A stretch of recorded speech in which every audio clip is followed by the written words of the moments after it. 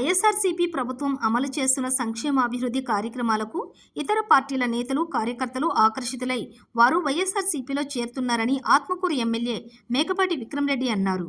Municipal పరిధిలోని 17, 18 వార్డుల నుంచి 100 కుటుంబాలకు చెందిన వారు ఎమ్మెల్యే మేకపాటి సమక్షంలో వైఎస్ఆర్సీపీలో చేరారు.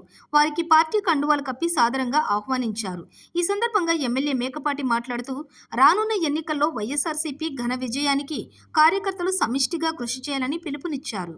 ముఖ్యమంత్రి వైఎస్ జగన్మోహన్ రెడ్డి నాయకత్వంలో జరుగుతున్న సంక్షేమం, అభివృద్ధికి అందరూ వెంట నడిచేందుకు సిద్ధంగా ఉన్నారని పేర్కొన్నారు.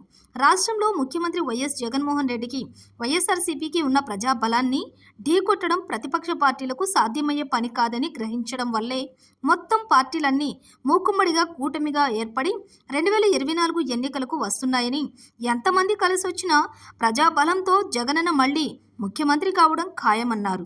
రానున్న ఎన్నికల్లో రాష్ట్రంలో వైఎస్ఆర్సీపీకి 175 సీట్లు గెలిచి తీరుతుందని పేర్కొన్నారు.